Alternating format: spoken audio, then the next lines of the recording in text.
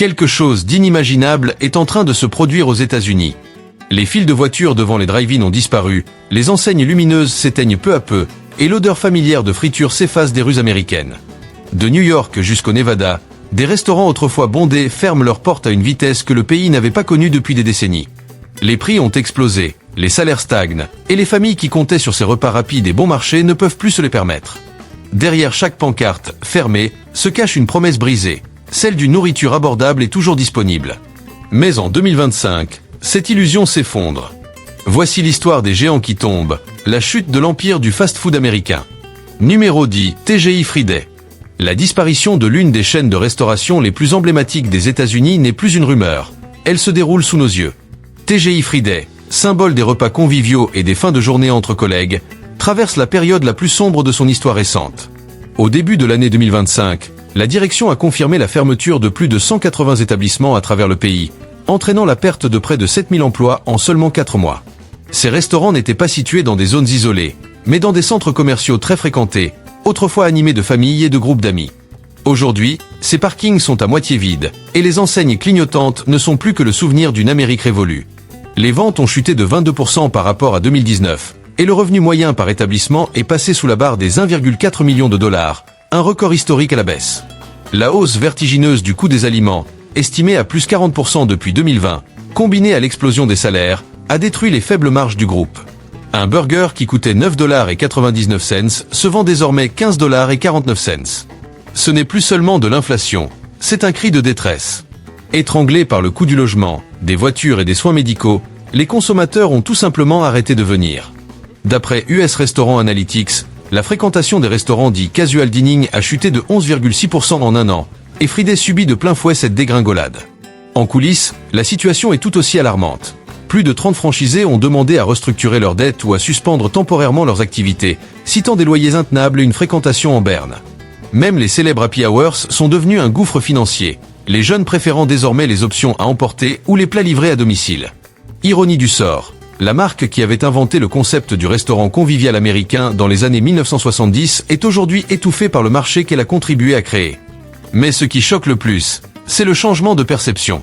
TGI Fridays n'est plus ce lieu de fête abordable où l'on célébrait un anniversaire, un rendez-vous ou une promotion. Les analystes estiment que la marque a perdu sa signification culturelle. La classe moyenne, son cœur de clientèle, s'effrite à vue d'œil. En 2019, les Américains mangeaient dehors en moyenne 5,3 fois par mois. En 2025, ils n'en sont plus qu'à 2,7. TGI Fridays n'est donc pas simplement un restaurant en difficulté, c'est le miroir d'une Amérique moyenne en voie de disparition. La chute de cette enseigne symbolise la fin d'une époque, celle où l'on pouvait encore se permettre un moment de plaisir simple autour d'un repas. Numéro 9. Popeye.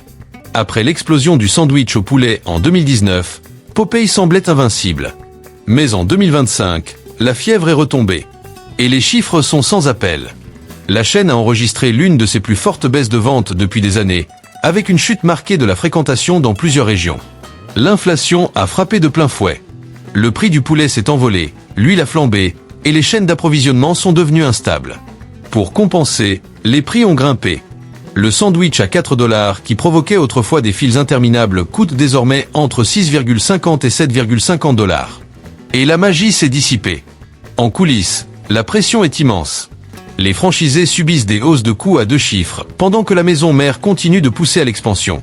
Mais ouvrir de nouveaux restaurants ne règle rien quand les anciens perdent de l'argent. Les rénovations imposées, entre 350 000 et 500 000 $, sont hors de portée pour beaucoup. Certains groupes envisagent déjà de réduire la voilure ou de quitter le navire. Ce qui choque, c'est la vitesse du retournement. En quelques années à peine, Popeye est passé du statut de phénomène culturel à celui de chaîne en difficulté. Non pas à cause de la qualité de la nourriture, mais à cause d'un modèle économique écrasé par l'inflation, le turnover et l'instabilité logistique. Les clients l'ont senti. Les files ont disparu. Les salles se vident. L'énergie qui faisait vibrer la marque s'estompe. Le crash de 2025 l'a confirmé, l'ère du sandwich au poulet est terminée. Et aucune stratégie de remplacement ne semble assez solide pour enrayer la chute. Popeye ne s'effondre pas en silence.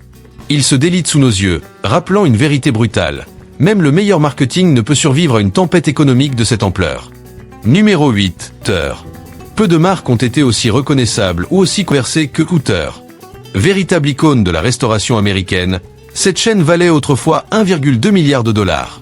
C'était un lieu à part, des ailes de poulet épicées, de la bière bien fraîche, et une atmosphère qui respirait une certaine nostalgie américaine. Mais en 2025, ni les néons oranges ni les uniformes emblématiques ne peuvent dissimuler la réalité. Hooters s'effondre.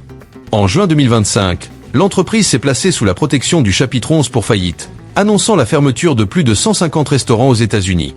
Presque la moitié de son réseau national a disparu en moins d'un an, laissant 6000 employés sur le carreau. La crise ne se limite pas à la finance, elle est aussi culturelle, générationnelle, économique. Hooters prospérait à une époque où sortir dîner représentait un plaisir, pas un luxe. Aujourd'hui, avec des loyers en hausse de 25%, des courses alimentaires plus chères de 21% et une dette sur carte de crédit dépassant 1,4 trillion de dollars, les Américains réduisent d'abord leurs dépenses plaisir. Les ventes des restaurants de type bar sportif et grillades ont chuté de 17% au deuxième trimestre 2025. Même les habitués reconnaissent qu'ils ne peuvent plus justifier des ailes à 16 $ ou des pichets de bière à 9 $. Le constat économique est encore plus dur. Le revenu moyen par restaurant est tombé sous la barre du million de dollars, contre 1,7 million en 2016. Les applications de livraison ont grignoté la clientèle sur place, tandis que le taux de rotation du personnel, dépassant les 90% par an, a détruit toute cohérence de service. Les franchisés, eux, croulent sous près de 180 millions de dollars de dettes cumulées envers leurs bailleurs et fournisseurs, forçant des fermetures massives en Floride, au Texas et en Géorgie, des bastions historiques de la marque. Mais Hooters souffre aussi d'un décalage d'image. Les nouvelles générations privilégient des lieux neutres, sains et inclusifs, loin du concept de bar festif à l'ancienne. Les tentatives de modernisation, comme les mini-restaurants Hootswings, n'ont pas réussi à séduire le public.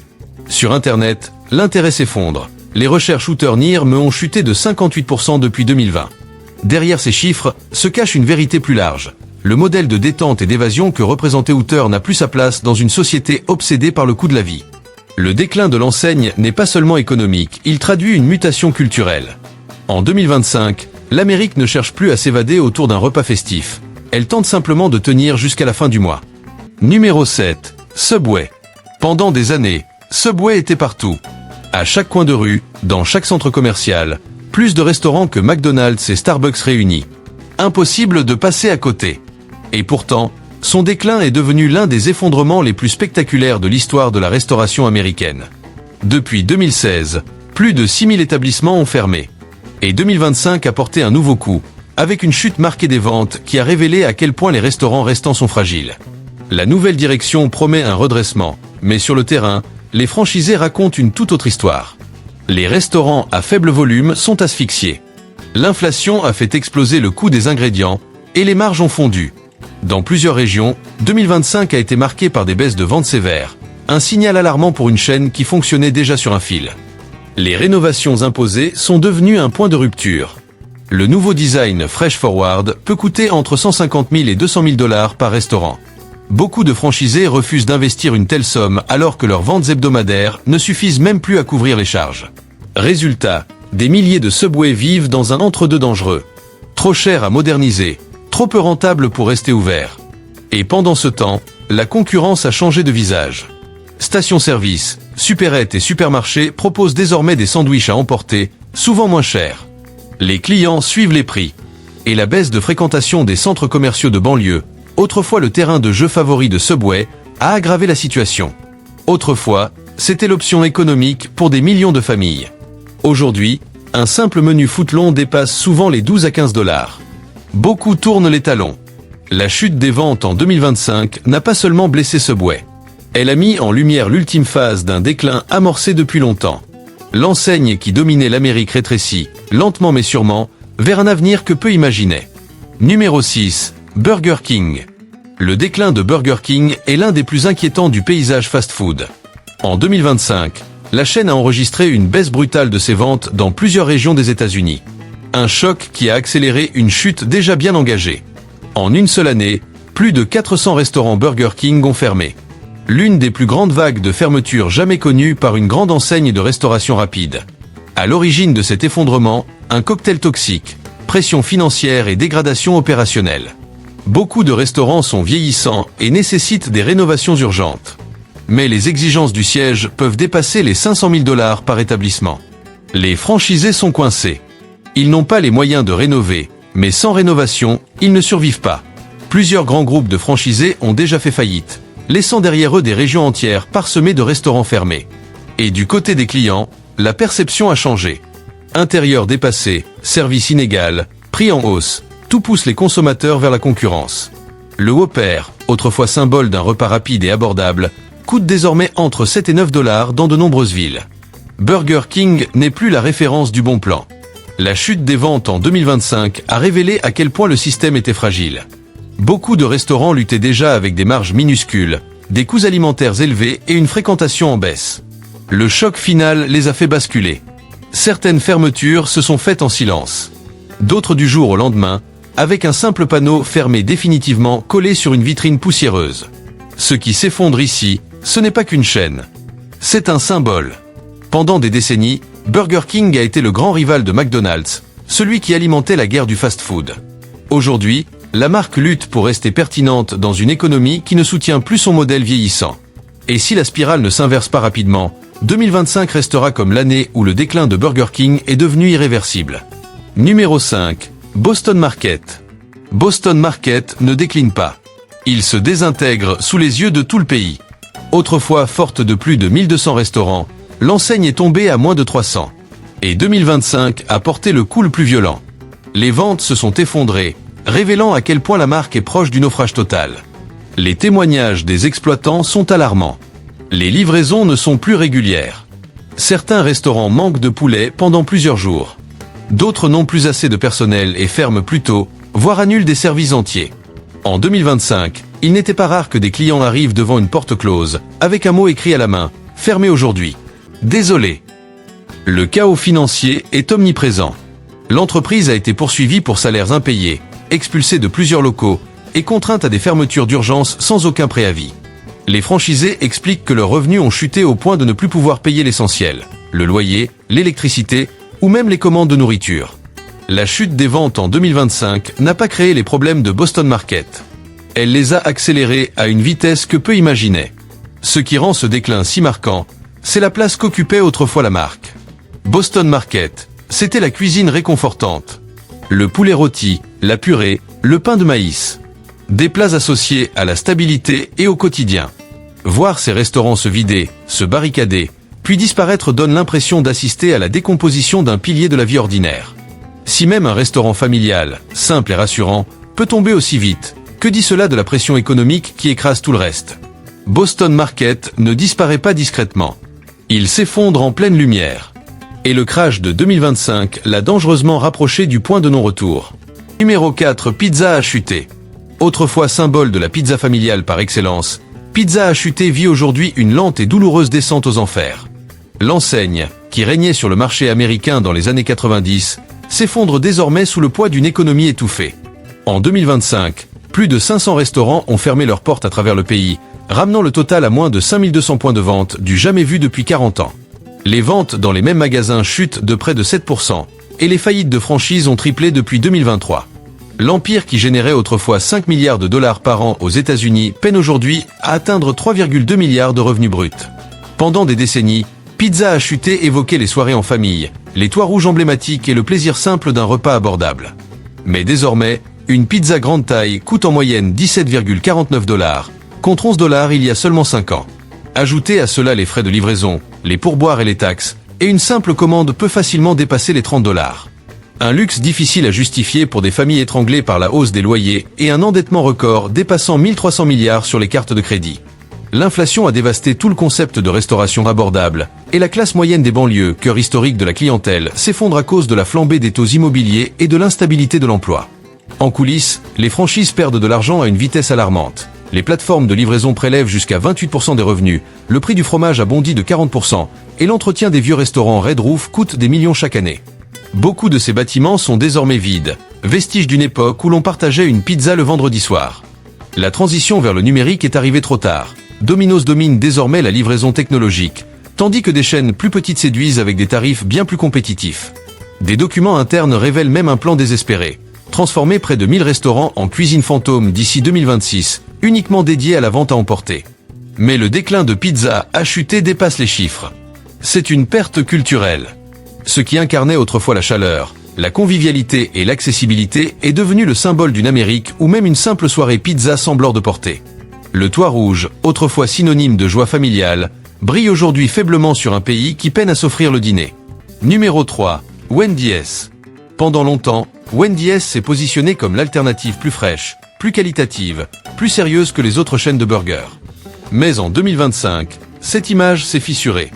Les ventes ont chuté lourdement, enregistrant l'un des reculs les plus marqués depuis plus de 10 ans. Et cette baisse a révélé des faiblesses financières profondes dans tout le système de franchise. Les coûts ont explosé. Le prix du bœuf a grimpé, les assurances ont augmenté, les factures d'énergie ont flambé dans plusieurs États. En parallèle, la fréquentation des salles a diminué, notamment en banlieue, là où Wendy's dépend beaucoup des clients du midi. Les dépenses ont augmenté plus vite que les prix des menus, et les marges se sont effondrées. Certains groupes de franchisés préviennent déjà. Si la tendance continue, des fermetures sont inévitables. Le programme de modernisation n'arrange rien. Écrans digitaux, nouvelles salles, drive modernisés. La facture peut dépasser 500 000 $ par restaurant. Pour des exploitants déjà en difficulté, ces exigences ressemblent à un piège. Beaucoup repoussent les travaux indéfiniment. D'autres envisagent tout simplement de quitter le réseau. Ce choc est d'autant plus marquant que Wendy's incarnait la régularité. Le steak carré, le frosty, le drive fiable. Mais le ralentissement de 2025 a révélé une autre réalité.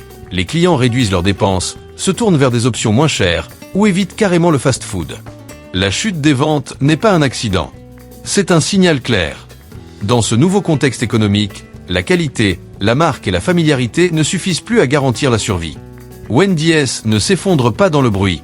Il décline en silence. Marges qui fondent, restaurants vieillissants, fermeture discrète. Et 2025 pourrait bien rester comme l'année où l'Amérique a compris que ce géant autrefois stable perd des pieds. Numéro 2. McDonald's. McDonald's a toujours été considéré comme intouchable. La chaîne capable de survivre à tout. Récession, inflation, crise du travail, changement de mode de consommation. Mais en 2025, cette certitude a volé en éclats. Pour la première fois depuis longtemps, McDonald's a annoncé une chute majeure de ses ventes. Une baisse si étendue que même les dirigeants ont reconnu, à demi-mot, qu'il ne s'agissait pas d'un simple creux saisonnier. Les signaux étaient là depuis des mois. Dans les grandes villes, des restaurants fermaient plus tôt pour éviter l'insécurité et la baisse du trafic nocturne. Les pénuries de main-d'œuvre faisaient grimper les salaires, tandis que les loyers urbains devenaient impossibles à justifier. Certains franchisés admettent aujourd'hui gagner moins qu'il y a 10 ans, malgré des prix beaucoup plus élevés. Un menu qui coûtait autrefois 6 ou 7 $ atteint désormais facilement 12 à 14 $. Et cette hausse éloigne précisément les clients sensibles aux prix sur lesquels McDonald's a bâti son empire. En 2025, la baisse a été particulièrement forte dans les grandes métropoles. Le drive ralentit. Les promotions via l'application n'attirent plus autant. Et des groupes de franchisés, pourtant puissants, commencent à envisager des fermetures. Une idée impensable il y a encore quelques années. Même les rénovations deviennent un fardeau. Une modernisation complète peut dépasser le $1 million. Quand les ventes baissent, absorber un tel coût devient irréaliste. Les tensions entre le siège et les franchisés montent, et dans certains marchés, des restaurants ont déjà fermé sans aucune annonce officielle. Ce qui rend cette situation si inquiétante, c'est ce que McDonald's représente. Si la chaîne la plus grande, la plus efficace et la plus reconnue au monde montre des fissures, alors toutes les autres sont encore plus vulnérables. Le ralentissement de 2025 n'a pas fait tomber McDonald's. Mais il a prouvé qu'un géant pouvait saigner. Et à partir de là, toute l'industrie tremble. Numéro 1. Red Lobster. La chute de Red Lobster est sans précédent. Ce n'est pas un lent déclin. Ce n'est pas une disparition progressive. C'est un effondrement brutal. Soudain. Désordonné. Dévastateur. Et la chute massive des ventes en 2025 a tout accéléré. À la mi-2025, des dizaines de restaurants ont fermé du jour au lendemain. Certains employés ont découvert la fermeture en arrivant devant des portes verrouillées. À l'intérieur, les salles semblaient figées dans le temps, menus sur les tables, chaises rangées sous les banquettes, pendant que des équipes venaient démonter les équipements quelques jours plus tard. En coulisses, la situation financière était catastrophique. Red Lobster croulait sous des baux intenables, la flambée des prix des fruits de mer, et des années de décisions mal calibrées. Les promotions crevettes à volonté, devenues emblématiques, ont surtout vidé les caisses. Des millions de dollars partis en fumée. Les fournisseurs n'étaient plus payés à temps. Certains restaurants manquaient d'ingrédients essentiels pendant plusieurs jours à cause de factures impayées. Le crash des revenus en 2025 a brisé ce qui restait. Les ventes ont chuté presque partout, révélant une demande bien plus faible qu'on ne le pensait. Les prix ont dû augmenter à cause de l'inflation, et les clients fidèles ont commencé à partir. Un dîner pour deux, autrefois autour de 40 $, flirte désormais avec les 70 ou 80 $. Pour beaucoup de familles, Red Lobster est devenu un luxe inaccessible. L'impact est immense. Pendant des décennies, Red Lobster incarnait la célébration. Les anniversaires, les diplômes, les repas de famille. Le voir s'effondrer aussi violemment donne l'impression qu'un morceau de la culture américaine est arraché sous nos yeux. Ce n'était pas juste une mauvaise année. C'était la désintégration d'une icône nationale. Le signal le plus fort, le plus brutal, que l'industrie de la restauration est en train de craquer sous le poids d'une économie que les Américains ordinaires ne peuvent plus soutenir. Red Lobster n'a pas décliné. Il a explosé. Et l'onde de choc continue de se propager.